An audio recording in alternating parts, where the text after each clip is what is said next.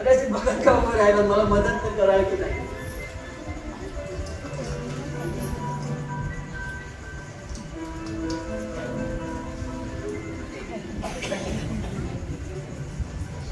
काय बंधूजी? बोला. माझ्यावर रागावला असेल ना? नाही. थोडा तरी नक्की रागावला असेल, कारण जाताना तुला सांगितलं नाही ना. हो. तुम्ही एवढा रागावला. बस शाबास शाबास. बस काय बस. मला एक सांग. इकडची काय नक्की करताय? सांग. आहे ना. गंगा काय करतात सांगेल. ती आपल्याच्या गाईला वासू चालत नाही ना?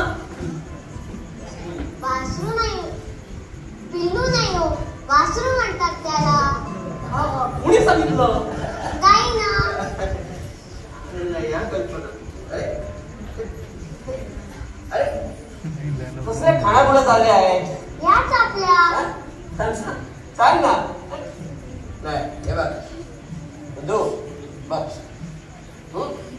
ओके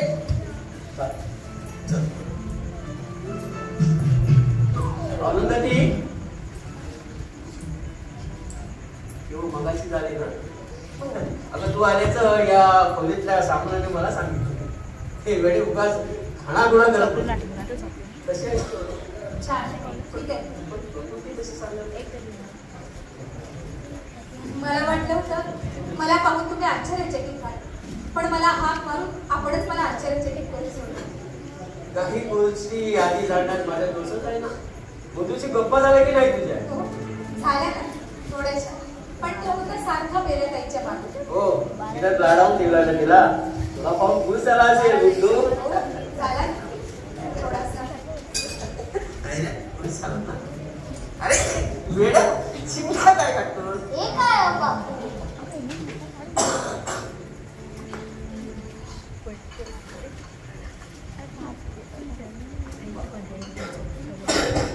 चहा तुझ्या हातचा आहे ना? एका घोटात चढलेली आहे. अरे बंधू थोडासा चहा करायला शिकला पाहिजेस. त्याला म्हणतात खरा चहा. तुमचा आवाज ऐकला आणि चहासाठी आदर ठेवले.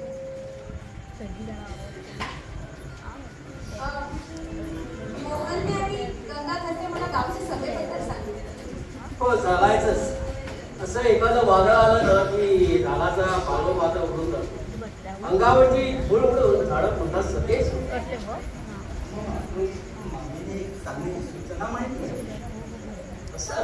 शेवटी स्त्रीसाठी मार्ग शोधायला स्त्रीचीच गरज पडली म्हणायची. माझी सूचना तरी आहे का?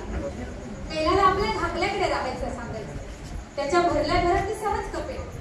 तिच्या पालन पोषणासाठी जो खर्च लागेल तो आपण द्यायचा.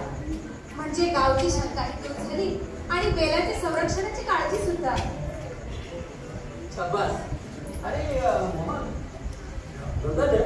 आम्हाला कसं शिकलो नाही?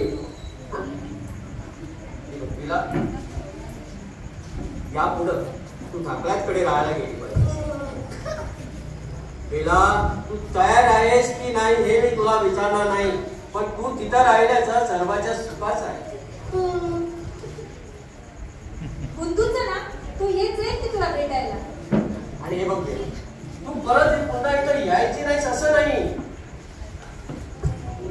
तिला मला कल्पना आहे, पण काही काही वेळा ना अशी जवळची माणसं दूर करणं भाग पाडते. बाबू आता काय हरकत आहे? काही आहे ना तुला? नाही बेलाना धाकल्याचकडे गेलं पाहिजे. पण बापू बंधू हे बघ मी एकदाच ठरवलं. हे बघ बंधू आणि तुझी खरी आई जेव्हा तुला सोडून मुंबईला गेली ना तेव्हा तुम्हाला म्हणाला होतास ना बापू तू आणि मी दोघे मित्र म्हणून राहू. आणि बेटा ती हिंमत दाखव ना आता. आणि तू हिंमत दाखवलीस ना की मला हिंमत येते.